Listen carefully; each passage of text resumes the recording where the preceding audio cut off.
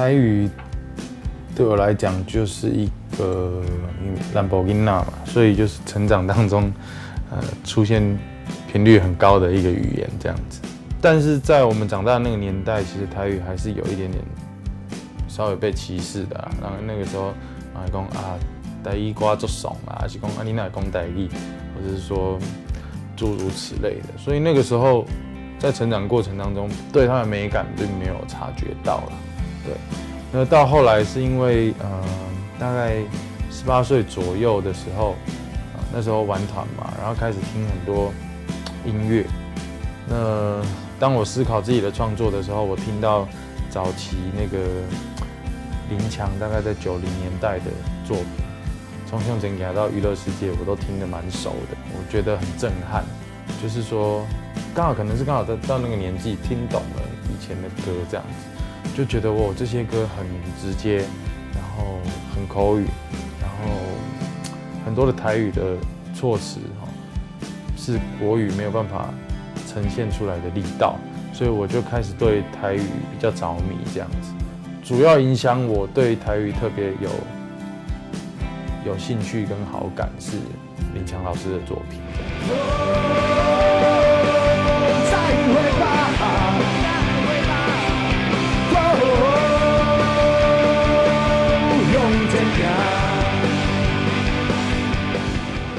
不论语言啊，不论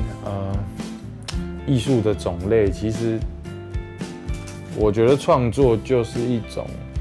生活的分享，所以它其实是可以很轻松的然后不要有太多的得失心，因为如果说有太多的得失心，反而会去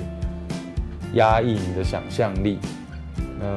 出来的东西如果有太多的算计，也不容易感动别人。所以我觉得在这个阶段，就是诚实的分享，然后尽可能天马行空，或者是大胆的讲不要害怕被听见。因为其实创作可以是一件很快乐的事情，这样子。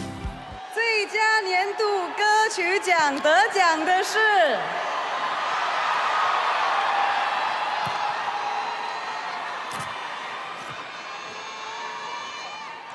岛屿天光。此曲创作极具生命力，又具有时代意义，激发新时代年轻人的热情，是一首传唱度和影响度兼具的年度代表歌曲。自己的创作的话，我是偏向旅行就是旅行的时候让自己尽量放松，也不要去想旋律，不要去想歌词。想到什么就是笔记本记下来，然后有一些感觉，可能是一些不完整的句子。那大概有一个整张唱片的主题的时候，会开始慢慢解构笔记本里面的东西，把它抓几个面向区分出来，让整张专辑的故事性完整。我的工作形态是这样子。那如果说有什么癖好，其实写歌的时候喝点小酒不错啦，其实喝蛮多的，要比较